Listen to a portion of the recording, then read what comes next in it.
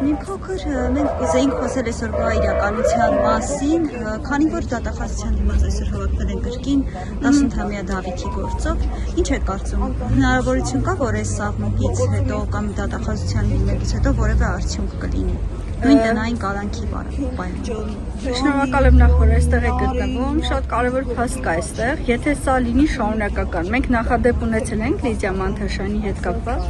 մենք օրեր շարունակ այստեղ նստացույց ենք արել եւ արդյունքը եղել է, եթե մենք հետեւողական լինենք եւ այստեղ լիդեր 1000-2000 մարդ, ես հավատացած եմ, որ իրավիճակը հաստատ կփոխվի եւ կոչ եմ անում, եթե նստած են տանը եւ ուսանողներ եւ այն մարդիկ, ովքեր ուղղակի պարապեն, բայց Facebook-ում գրառումներ անելով շատ ակտիվ են, թող գան այստեղ եւ կանգնեն ծնողների կողքին, հասարակության կողքին եւ իրենց ձայնը բարձրացնեն ավելի հստակ։ Այն նայեք, քանի որ դեպքը եկեղեցում տեղի ունեցավ եւ օրինակ նույն Փաշինյանը մշտապես նշում է, որ ինքը Աստծուն հավատում է, եկեղեցու կողմնակից է, ինչպես եք դա գնահատում, որ այսպես ասած այդ արտահայտությունները հնչեցնող անձը այսօր չի խոսում այն մասին, որ կարելի է 18-ամյա երիտասարդին այսպես ասած ազատ արձակել, այսինքն ներողամիտ չի գտնվում այդ։ Անկեղծ ասեմ, ես չեմ հավատում Փաշինյանի ոչ մի խոսքին եւ ինքը աստվածավախ չէ։ Եթե ինքը աստվածավախ լիներ, ավելի շուտ իր մեղքերի թողությունը կաներ եւ կհեռանար այս երկիրը ազատել իրենից եւ հնարավորություն տալ մարդկանց կառուցել Հայաստան, որը մարտահրավերներին ավելի պատրաստ կլիներ։ Ես չեմ կարծում ինքը հավատացյալ է եւ անգամ այդ կեղծ իր հավատի ձևով ներկայանելը լրիվ սատանան չի լինում էլի Աստծո կերպարով։ Հաշվի առնելով նաեւ եկեղեցում այդ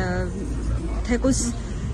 շատ մարդկանցով մուտք գործել են նույն թիկնապահների աջակցությամբ, օրինակ դա ինչպես է գնահատում, եթե ինքը պատճառաբանում է, որ չի խանգարել, բայց ես որքան որ կադրերով հետևում եմ, հասկացա, որ մոտեցել է եւ փորձել են իր քաղաքացիական հագուստով ոստիկանները ճանապարհ հարթել, որպեսզի չեմ ուզում Չարիքի անունը տալ, կարողանա անցնի խորանի մոտ։ Դա հավատացյալ մարդու պահվածք չի, եթե դու եկել ես Աստծո տուն եւ աղոթելու, մի անկյունում կանգնիր, աղոթիր եւ խմոմը վառիր, լուր հեռացիր։ Իսկ ինքը ամեն եկեղեցում հայտնվելով իր համար փորձում է շոու սարքել, ինչ որ մի ձև վնասի հասարակությանը եւ հունից հանել եւ այս դեպքերից օգտվելով չմոռանանք Արմինեի դեպքը մետրոյում եւ մյուս Արմինեի դեպքը դրսում։ Այսպես որ սա իր ձեռագիրն է իր վրա ուշադրություն հրավիրելու, բայց մարդկանց շատ խորը վնասելու աշխատանք։ Այ Արմինեի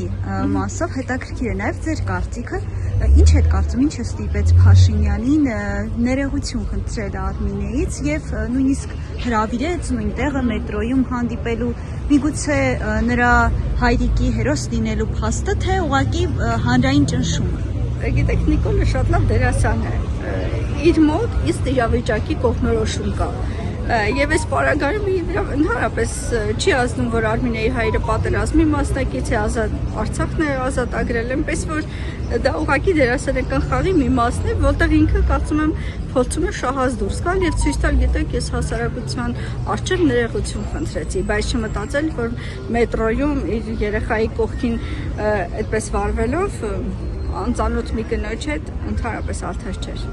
Եթե ինքը պատկերացնի եւ հիշի իր մայրամիկին ծիծաղնակաբերդում։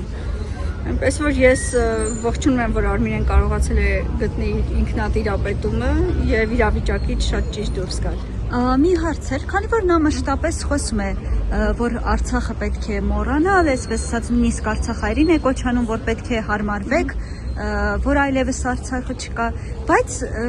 նույն այդ մարդը դա ասելուց հետո, օրինակ Արմինեի դեպքից հետո գնում եւ ժինգալով հաց է ուտում։ Դա ինչպես կգնահատեք։ Ինքը գիտեք որ մարդկանցից է, որ ասում համ եղում է, համ ուզում է դաղել եւ այս պարագայում ինքը նախ այն թեզը, որ Արցախյան հարցը փակված է, դա այդպես չէ։ Արցախը դեռ վերադարձ ես տեսնում եմ, միանշանակ Արցախ վերադարձին դա կլինի թե ռազմական կամ իրավական ձևով, բայց Արցախ վերադարձ լինելու է, իսկ ժենգալով հացը էլի նույնպես իր քաղաքական սցենարի մի մասն է, մի օր ժենգալով հաց, մի օր կուկուռուզ, մի օր խնձոր, լավը որ այդ անգամ պլաստմասայից չէր, Էդգար Ղազարյանի հողում անեմ, Այնպես որ երկրի ղեկավար ես չեմ տեսնում կուկուռուզ ուտելով, կարտոֆիլ ուտելով։ Մարդ պատերազմ է պարտվել, իր հետ բերել է պատերազմներ եւ պատասխանատվության չի ենթարկվել։ Եթե մարդ իր արածի համար պատասխանատվության ենթարկվեր, մենք այսօր այս վիճակին չենք լինի։